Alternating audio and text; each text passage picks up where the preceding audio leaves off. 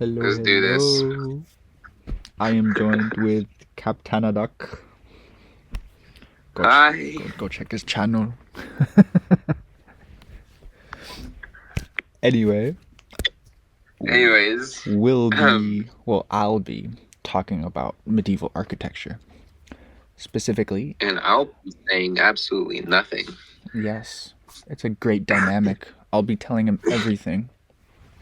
Yeah, yeah.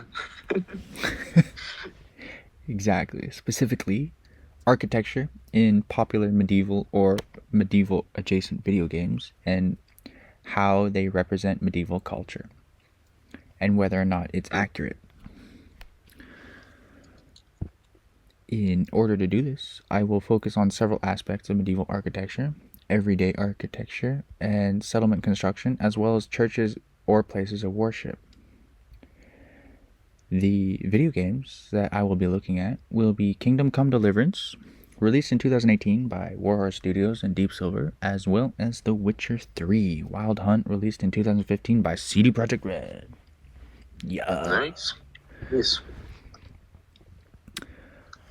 I chose these games as they are both highly praised in the gaming world as immersive simulations with great stories and incredible detailed worlds.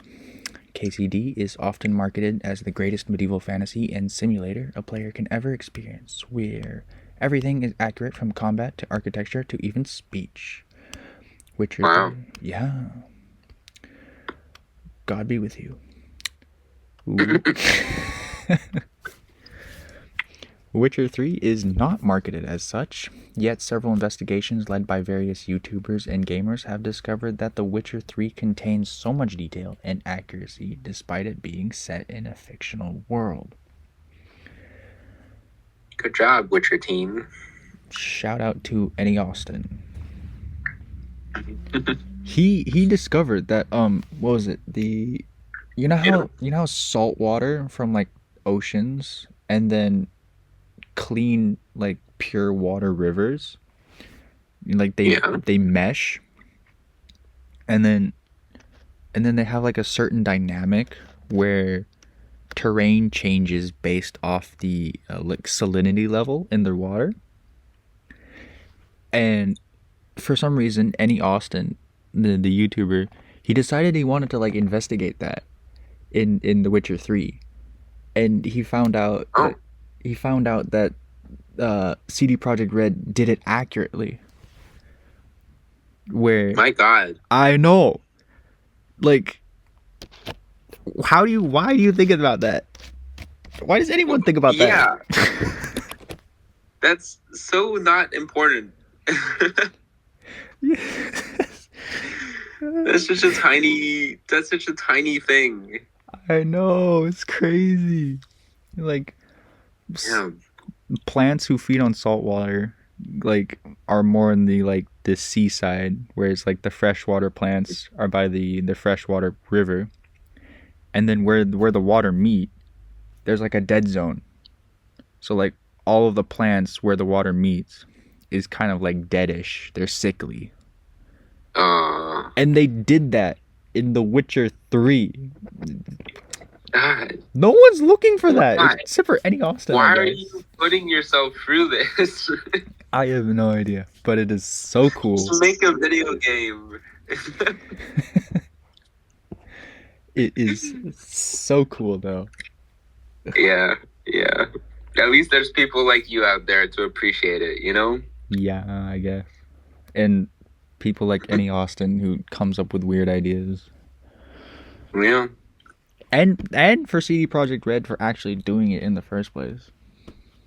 So he's the creator of CD Projekt Red. No, CD Projekt Red is the game team behind The Witcher 3. Okay. Right. It sounds like a game name. Yeah, I guess it was probably created as a game name, and now they just kept it. Maybe. Who knows? Yeah. Who knows? Who knows? Anyways. Let us start with everyday architecture, otherwise known as vernacular architecture. Hmm. This is your everyday home, places where you work, stores where you shop at, etc. It can also be used as an encompassing term for settlement planning and town layout. In KCD, the villages and towns we encounter have several long structures, often wood with plain earthen walls. They are distanced well from one another, with a random assortment of personal items and furniture or goods for one's trade in between the gaps of the houses. So this would look like a tanning bed or a bathtub. It's like those kind of things. And I get it. yeah, in medieval times, space was quite abundant as there was no need to cram a large population. So houses were relatively spread out. Not every house needed to have a family in them either. Some could simply exist for a trade, like an apothecary guild or perhaps a tannery. To get In 10. no, no, no. That'd be so funny. Sorry. Medieval tanning bed. Yeah, that would uh, be beautiful. But sadly, no. It's just no. boring old roads.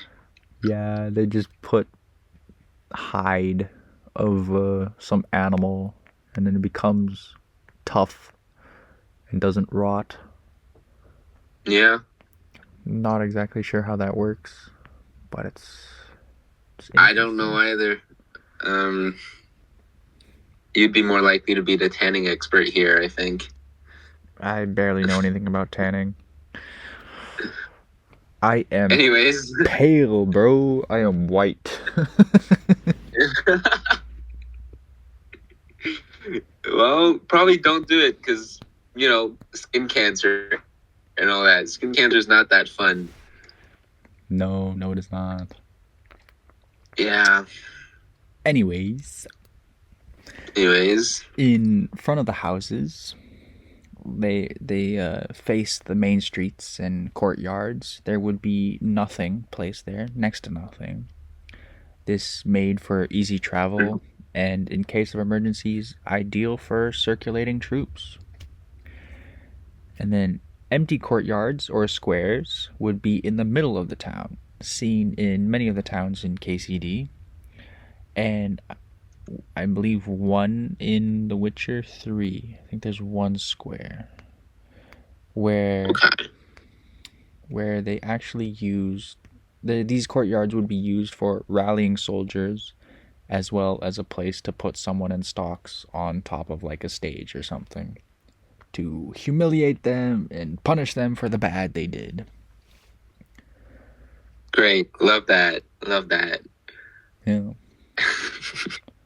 And it's really interesting because um like you think there'd be like market stalls there because like that's what we usually use them Yeah. for. We usually use squares for nowadays, but actually no.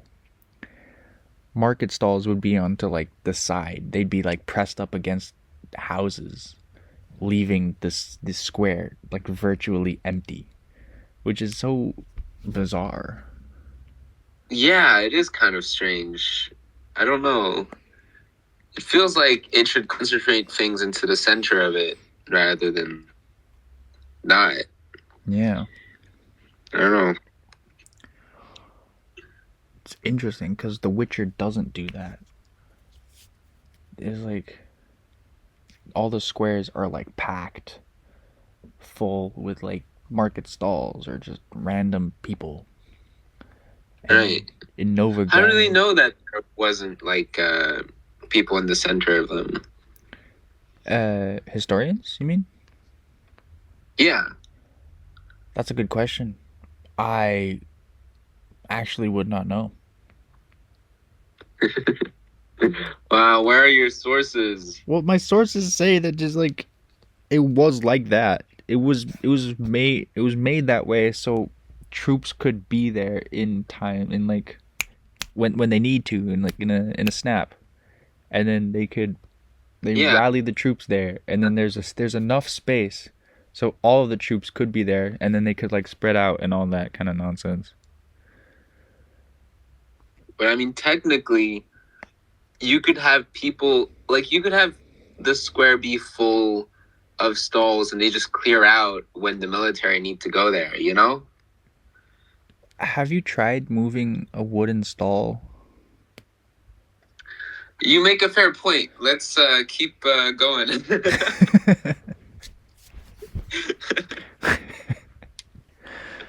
uh, houses in medieval Bohemia and mostly like Middle European, medieval Europe, often hmm were of five types: wattle and daub, tongue and groove, timber framing, timber structures, and half timber.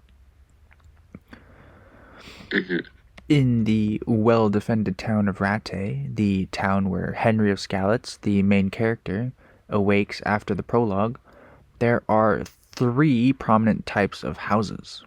There's the wattle and daub is the least prominent, like the older type of building where these massive posts from they form the simple structure, the corners, the guidelines, and in between the posts, branches will fill the gaps, creating walls. And then the earthen layer, known as wattle and daub, will fill in the rest of the walls in, forming the sturdy, fireproof structure, and it's also good for decent insulation. The best part Okay. about this form of architecture is that it doesn't require too much carpentry knowledge, and the most difficult part, skill wise, is the accurately tapering of the wooden posts into the ground.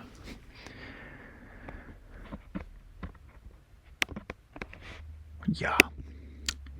Tongue and groove buildings Mm. is where they have similar posts they have fitted for stability, and then separate planks that would have tongues and grooves inside, like in them in the corners, where they are made for easy inserts in and have like sturdy meshing, and then that would make up the walls.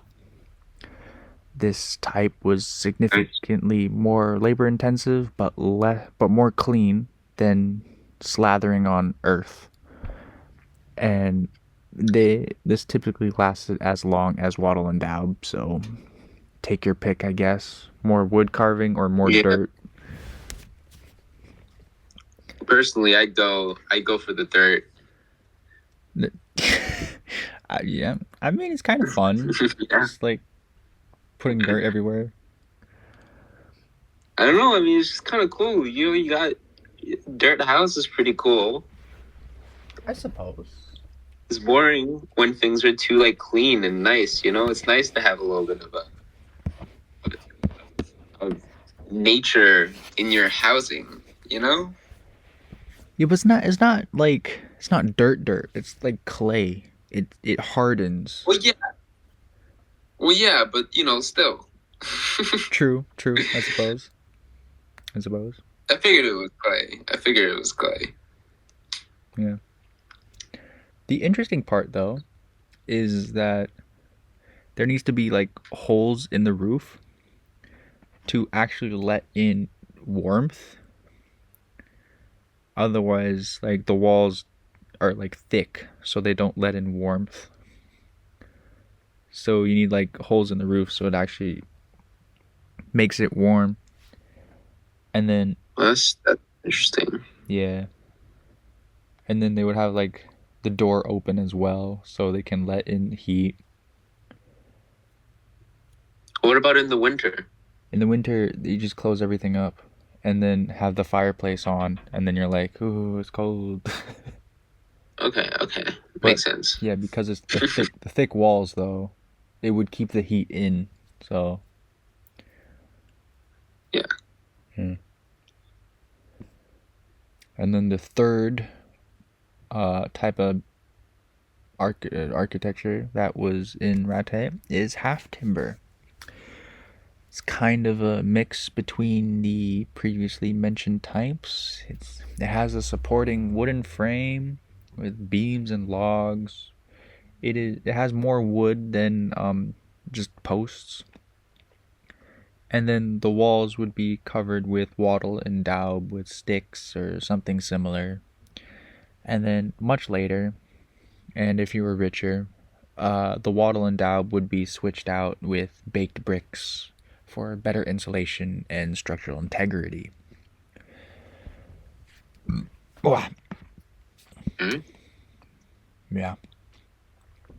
In The Witcher 3, it is said on the wiki that the city of Novigrad was inspired by medieval Amsterdam and Gdansk, with blah, blah, blah, Gdansk being the main inspiration.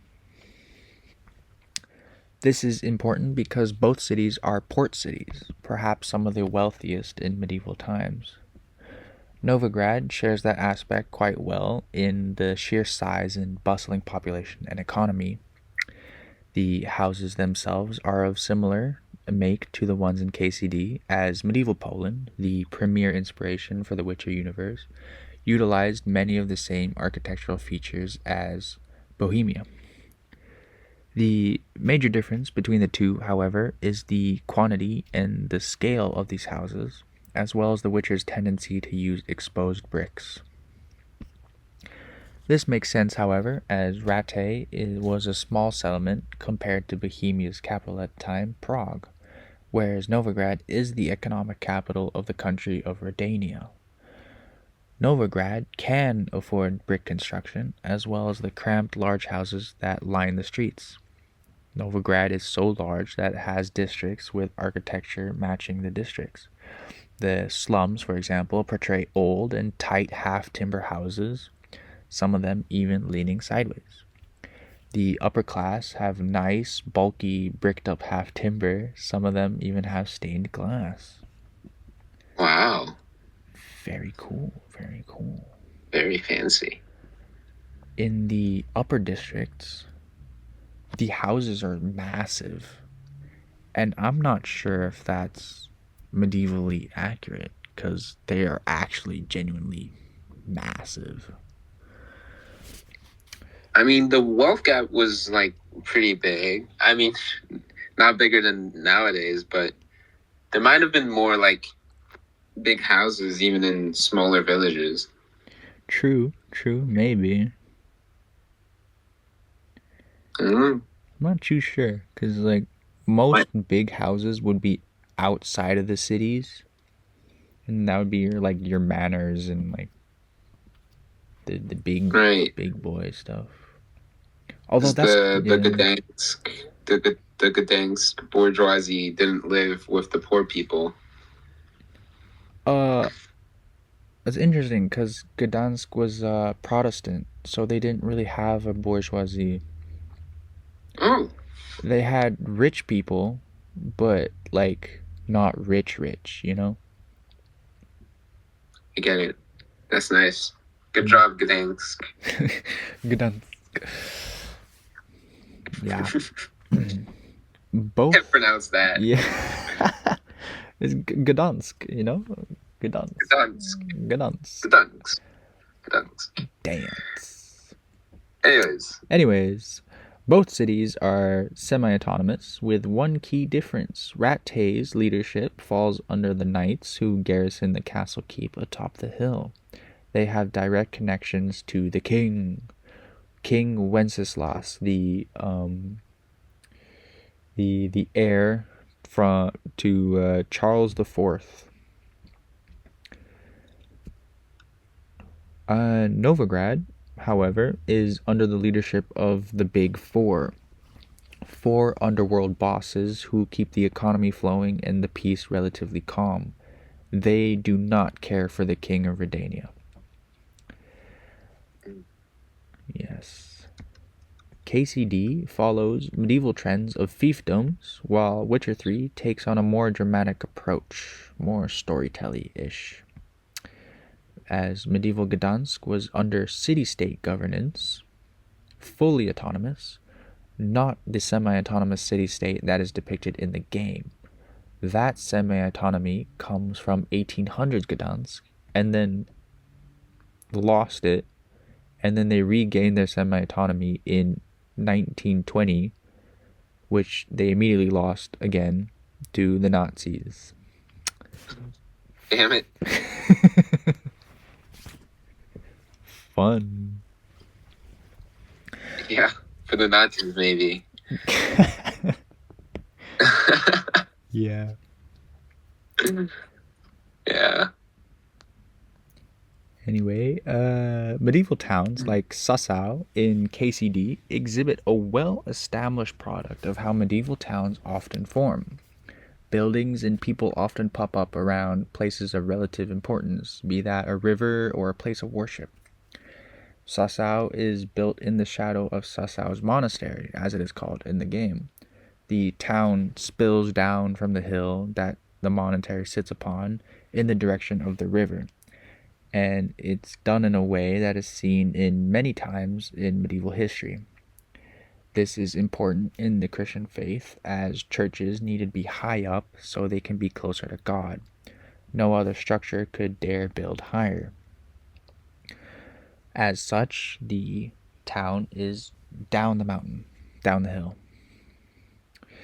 The monastery in Sassau is the medieval version of today's Sazava in Czechia. Sazava's monastery has existed since the 1000s and had a basilica constructed in the 1090s. This is when people started moving in and started settling down. The Gothic 13th century era came and the monastery was redesigned first, and then afterwards the basilica, but construction was halted due to the Hussite Wars in 1421. Kingdom Come Deliverance takes place in 1403, which is 18 years before the Hussite Wars. And if you visit Sasava or Sasau in the game, you can actually see the monastery still being built, which is pretty cool. Yeah. Yeah. And I think the best part is if you go to Google Maps and you look up Sasava, you can add the monastery is there, and it looks basically the same as it does in the game, which is so cool. Nice. I mean, they were just lazy to make a monastery up, so they just copied it. Yeah, but like copying it is pretty difficult, I gotta say. You're right. You're right. I wonder how they do that. Yeah, I don't know. It's like good attention. I wonder if they actually sent people there. Well, they gotta have sent people there. I mean, there's no other way to do it. I suppose, yeah. Just take pictures of everything. You go up to like the monks or whatever. It's like, can we take a picture of like everything? We'd also like to get some measurements if you don't mind. Please and thank you. Yeah. I don't know. Yeah. I actually went to But the then they had to yeah. I actually went to the website, and on the website is like, this is a prominent location in the game, which Kingdom Come Deliverance. And I'm like, sick. No way. Yeah. Cool. What were you gonna say? I was gonna say it's cool. Like I wonder how they simulated its construction. They had to not only know what it looks like now, but then they had to figure out how it was built so they could make a half-built version. True. Which is even more impressive. Yeah.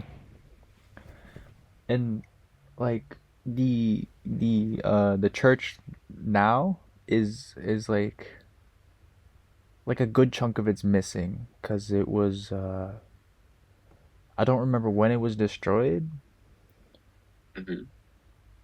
but it was like destroyed like a good while ago.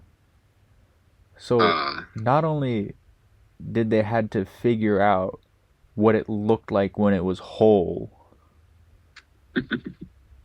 they also had to figure out what it was look like when it was being built. So just like it's crazy. Yeah, that that is crazy. And just like that's so much work, you know? Yeah, That's so much. massive kudos. Yeah, good job. Massive kudos. Anyway, moving on. Yeah. The city of Gdansk was a major fishing and port city, stationed by the Baltic Sea and the Martwa Wisla River. Sorry for my Polish. The that river is a branch of the bigger Vistula River, creating kind of like a delta. It looks like a delta, very very big, wide delta. And that was the major inspiration for the delta that is where Novigrad sits, which is Hmm. pretty cool. And Yeah. by 1343, Gdansk was a proper city with its own laws written up so city planning went smoothly. Roads were laid down, town limits were defined, the durable and more permanent houses were started to be built. The houses were mostly timber frame with wattle and daub infilling, and despite the popularity and more strengthened material of burnt brick and lime mortar, they were only used for important structures like walls, churches, and other religious and governmental buildings. And in the construction of Gdansk, the city's wealth and popularity gained the attention of many artisans that mostly traveled from Antwerp, Mechelen, and Ghent, which are all cities from Belgium. With them, they brought influential ideas such as Dutch Renaissance architecture and various other artisan things. The city itself did not boast any fancy palaces or anything ostentatiously wealthy due to its nature as a Protestant city. However, there were beautiful libraries, ornate artistic workshops, wealthy banks, and richly decorated houses of the elite. Novigrad reflects this quite well with its libraries, banks, and its own cultural scene. And according to the wiki, Oxenfurt, a city of learning, artistry, free thinking, and high spirits, helped build impenetrable walls around Novigrad, keeping the population safe, tying into that the Belgium cities, which is pretty cool. Pretty cool. Hmm. And I also learned that Oxenfurt is supposedly inspired from Oxford and uh, another place in the UK. I forgot. I don't know. Uh, Cambridge. Apparently, Okay. apparently Oxenfurt is a mix between Cambridge and Oxford. It's a small rich town. Small rich town with like students, good with artistry, Mm. which is yeah, I don't know. It's interesting, very interesting. Yeah, yeah. Yeah. It's also very interesting because it's a stand-in to the medieval Belgium cities, and Yeah, it's weird. it is Like very weird. you go to a whole other country and take inspiration for that one. I don't know. Yeah. Yeah, I don't know. It's crazy. It's weird. Mm. Yeah. Moving on to religious structures. In a quite surprising twist, at least surprising to me, there is very little in both games.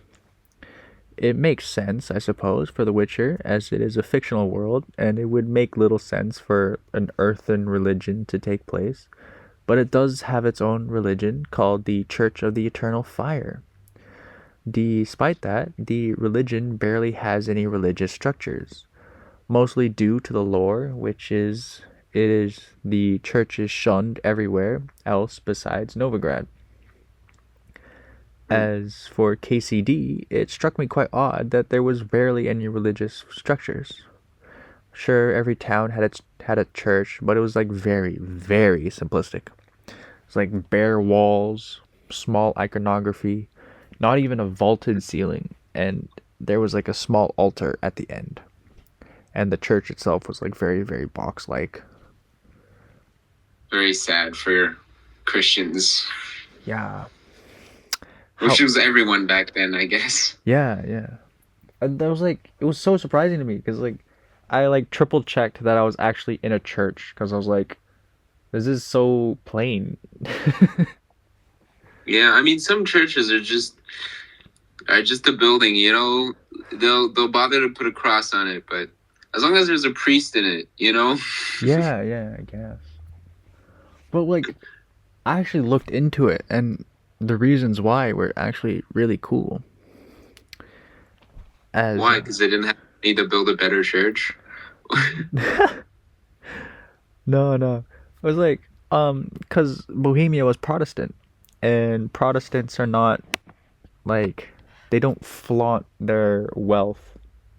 They they care for like the meaning behind it.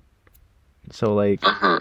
to them it makes no sense to spend a stupid amount of money for a small town to have like this crazy grand church when really you just need a room, a like an altar and a priest. Makes sense. Makes sense. Yeah. Yeah. And yeah, and uh they were like the locations of KCD. They were only like a few thousand meters away from Prague, which was like the capital of Bohemia at the time, and the Holy Roman Emperor Charles IV in loved like absolutely loved Gothic architecture, and Mm. he invited the famed architect Peter Parler from Swabia to build a massive cathedral in Prague. Mm. And the this decision that Charles did, it immediately gave him power. He became a really popular emperor, and Mm. Prague went from just like a random city to the capital of Bohemia just because of that one cathedral. Yeah. Yeah. It's kind of a silly reason a little bit. What do you mean? Like the cathedral is a silly reason to make something capital a little bit. Well, he didn't make it the capital. He wanted it to become a capital.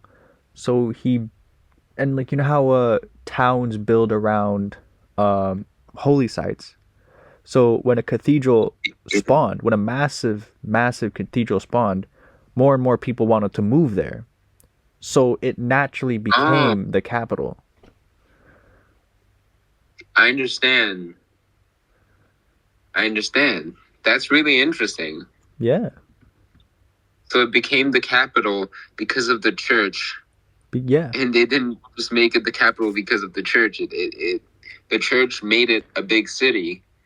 Yeah. Uh, And huh. yeah, it was pretty cool, pretty cool. And Peter Parler, he his cathedral um was German Gothic, and it was like the first major German Gothic structure in Bohemia. And after the Prague Cathedral, more and more churches and cathedrals started spawning all over with more and more Gothic elements.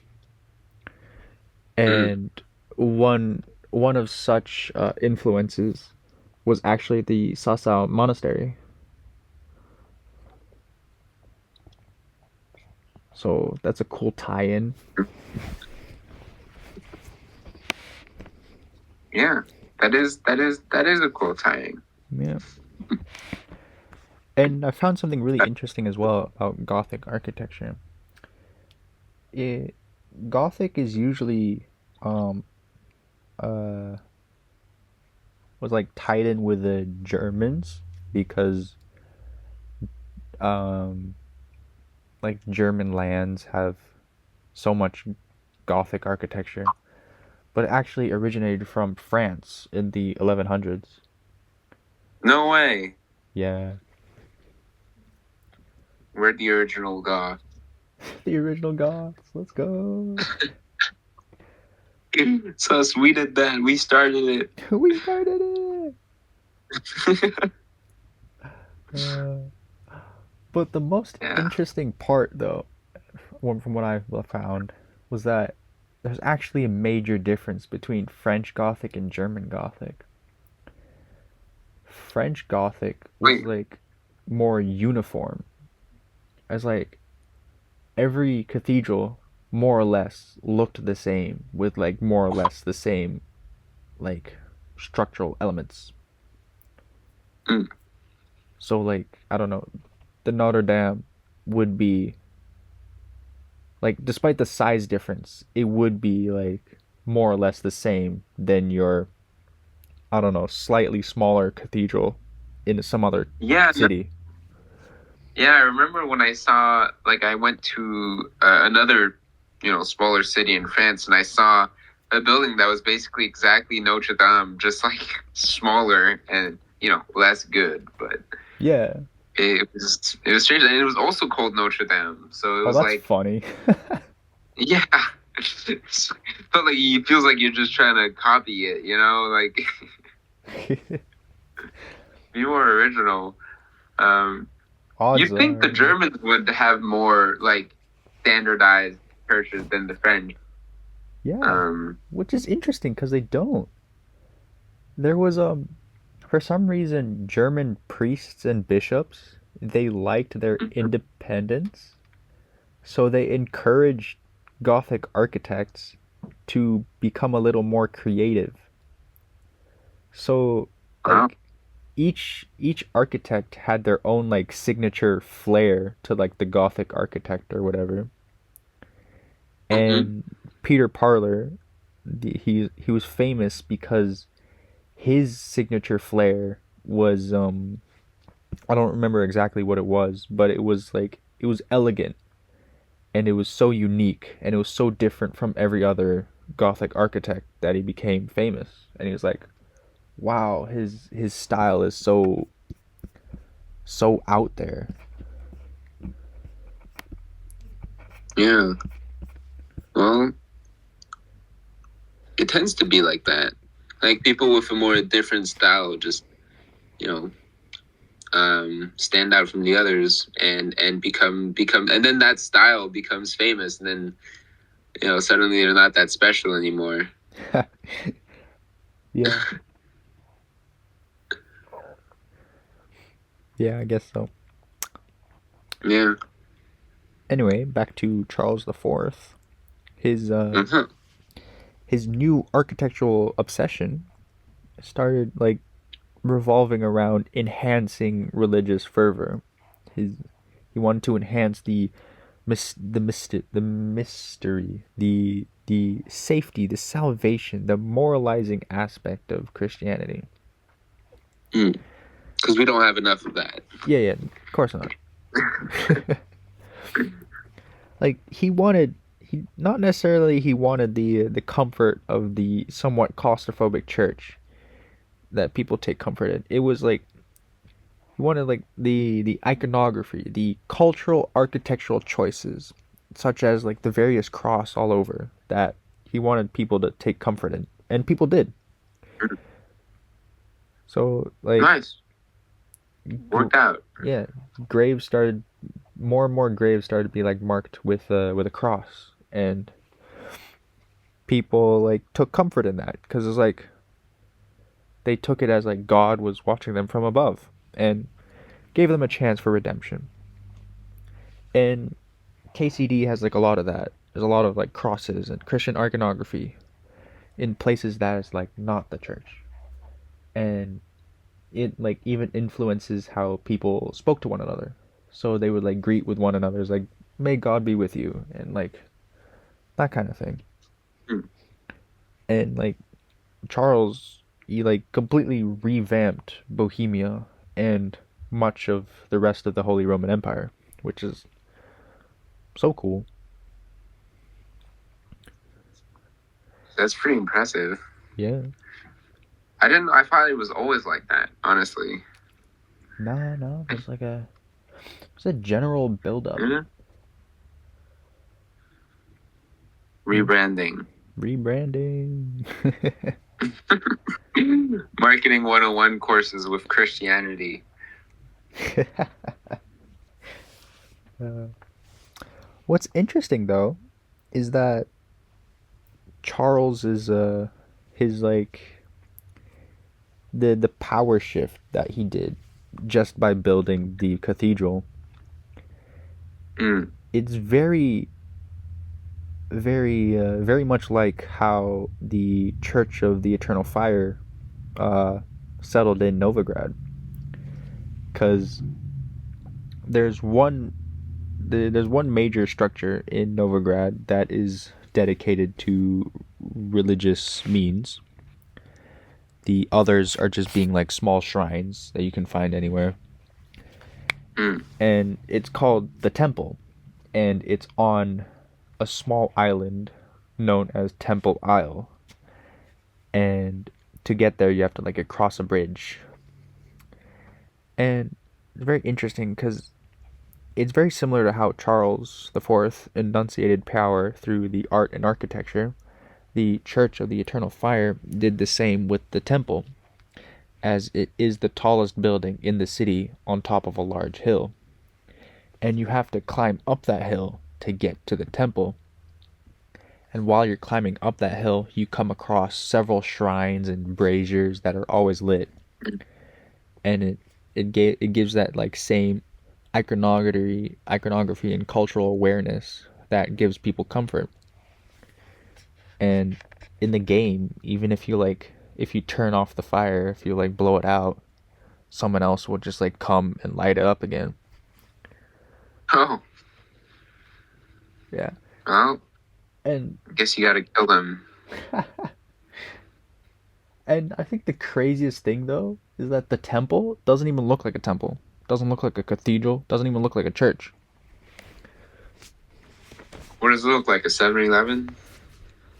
That'd be amazing. No, no, it looks like a massive castle keep. So like is there's What's a no castle keep? like that giant tower in the middle of a castle where Oh, where they kept like, yeah. yeah, where they keep the goods and like stuff like that. Okay, That's what I the understand. temple looks like. And the bottom of the building looks completely new. Like it's been painted over with like flame iconography, and there's like a giant brazier that's like the eternal fire.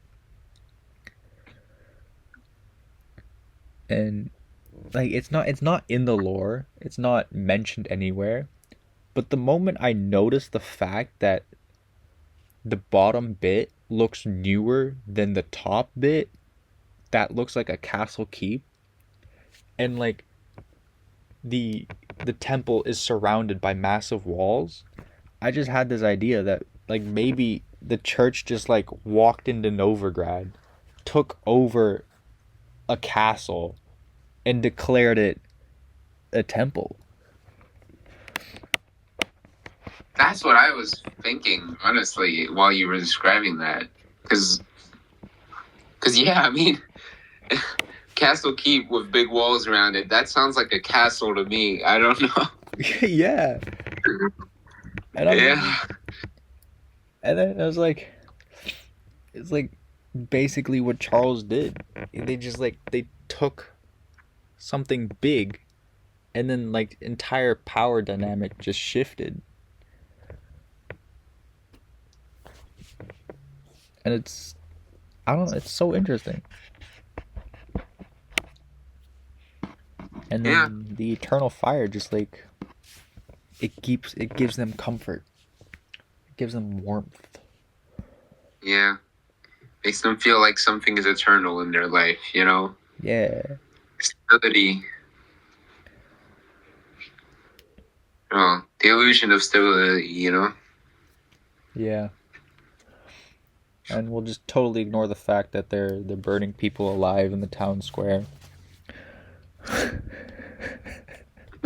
Well, you know, that's details. Details, That's details. details. It's whatever.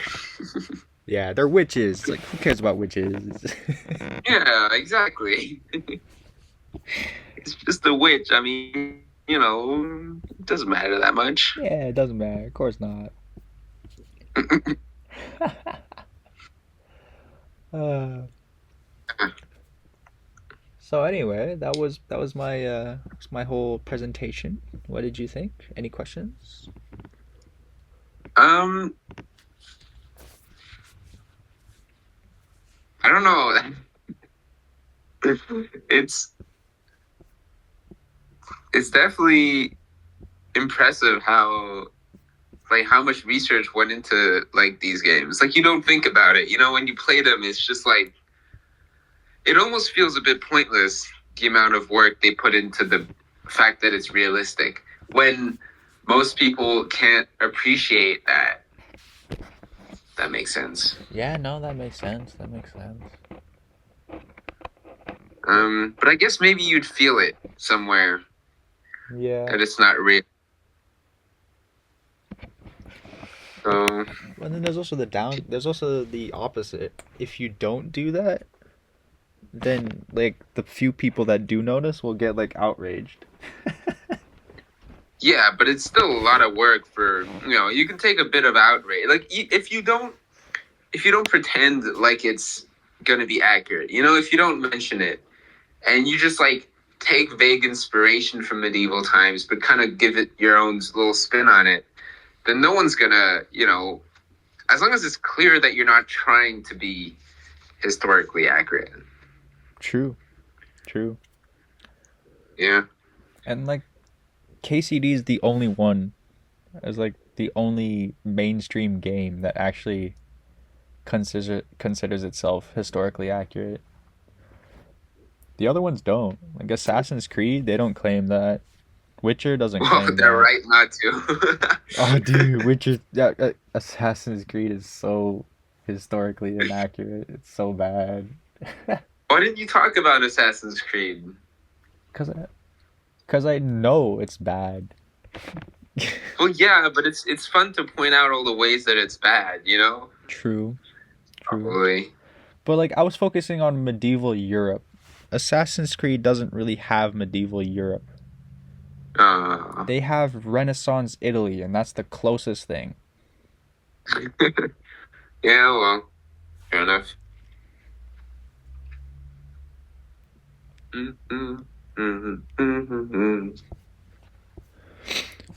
Well, yeah, that was Yeah, that was that. yeah, how was that? Good Yeah. luck with editing that. Yeah. Then I guess in conclusion, KCD is more historically accurate, but Witcher is pretty accurate.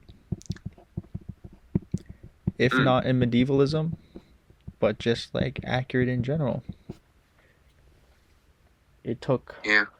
They took inspiration from a lot of places, and in that spirit, they are accurate. Right. Like it's still a kind of a mashup of different places. Yeah, like Novigrad is like several different Gdansks in different time periods. So it's like pretty cool. Pretty cool.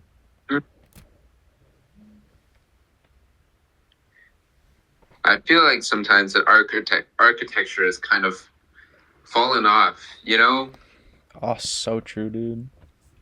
Like, I don't know. I mean, I understand. It's cheaper to make standardized glass and, like panels and things and just repeat them 10,000 times. And so, yeah, guess I guess it's about the money, but I'd like a bit of beauty in my life.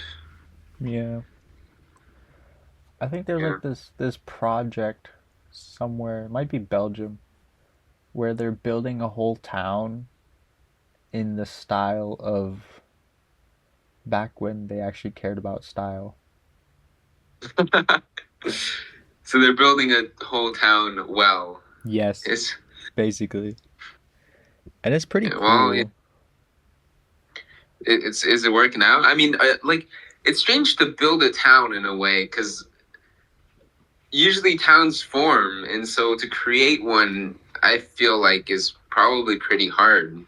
That is a very good point. There's no life, there's no culture, there's no, it's not a town without people, even if it is beautiful, is it's just a bunch of buildings. Huh. I didn't think about that. That's such an Mm. interesting idea. Yeah, because like, I don't know. It's like in like what Dubai and things. Well, not Dubai, but in the UAE, like they keep building massive, like projects, and it's like no one wants to live there. yeah, that's yeah. There's no Just culture. There's you no can't point. you can't make it. You can't make it a place. People hate being told what to do. People will live where they are living and where they happen to find themselves, and people don't like being marketed a place to live. It's not. That's kind of not how settlements work. Well, in my opinion, anyways. No, no, that makes sense. That makes sense. Hmm. Huh. The sociology of settlement forming. That'd be an interesting topic. That would be an interesting topic. And like all these like projects of like apartment buildings that are kind of all like pretty and things, but sometimes they don't think about like people actually living in there. Like they make it look great, and they might put some grass and gardens, and it'll look really pretty on the computer simulation. Yeah. But then actually living there isn't great, and maybe it's like completely empty in the end because they don't sell enough apartments, so there's no point in common spaces because there's no people to inhabit those spaces. And yeah, it just capitalism and people don't mix very well sometimes. Yeah.